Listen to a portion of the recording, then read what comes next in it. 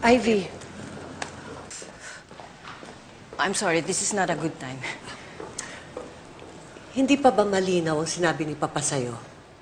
Stay away from Rachel. Hindi na siya parte ng pamilya natin. Eh, bakit ba? Eh, hindi ko na naman pinagpipilitan na ibalik siya dito sa pamamahay na ito, ah. And you cannot stop me from checking up on her. At saka pinaghirapan ko yung perang ginagastos ko sa kanya. Pera at oras na sinasayang mo sa malanding batang yon. Huwag mong tawaging malandi ang anak ko! Tsaka huwag mo akong igaya sa ibang miyembro ng pamilyang ito na walang malasakit kay Rachel. Kadugo niyo pa rin siya. Anak ko siya.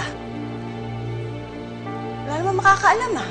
Hindi ko naman pinapangalandakan para hindi mapahiya yung pangalan na pilit yung inaalagaan.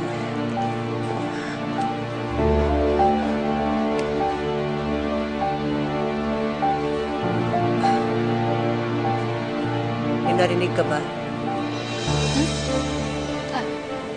Sorry, Mommy. What? No, I didn't hear anything. Bakit meron ba akong hindi dapat marinig? Basta, hindi na importante yun. Daddy, I heard Tita Ivy and Mommy fighting again. Huwag mo nalang pansinin. Ano? Tungkol na naman ba to kay Rachel? Maybe they're really concerned about Rachel. She's still your sister. Ayun na nga. Si Mommy naka-move on na. Pero si Tita Ivy, agit pa rin. Daig niya pa si Mommy kung mag-alala kay Rachel eh.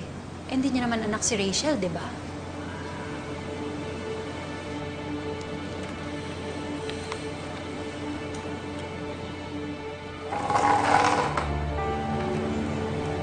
Ano, Dad? Is there anything that I need to know? Maybe about Rachel or Tita Ivy? Wala naman, anak. Maalalahanin lang talaga ang Tita Ivy mo. Siguro kung nangyari sa'yo yung situation ni Rachel, she worried the same way. Teka, magaling ka sa figures, di ba? Baka pwede mo akong tulungan dito sa numbers. Lika.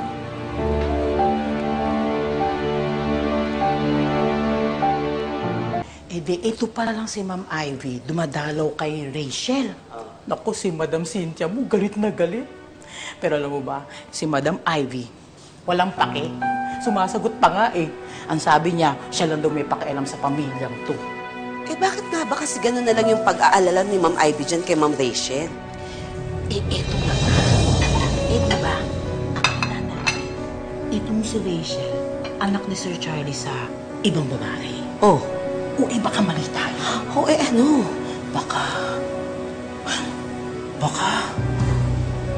ano kaya kung si Rachel, anak ni Sir Charlie kay Ma'am Ivy? Anak ni Ma'am Ivy kay Sir Charlie? Baka lang yun, ha? Baka, ikaw naman, baka masyado ka namang maka-assume dyan, kaagad. Eh, ikaw nagsabi nun eh. Ano magagawa ko? Eh, sa'yo nang galing. Pero, pwede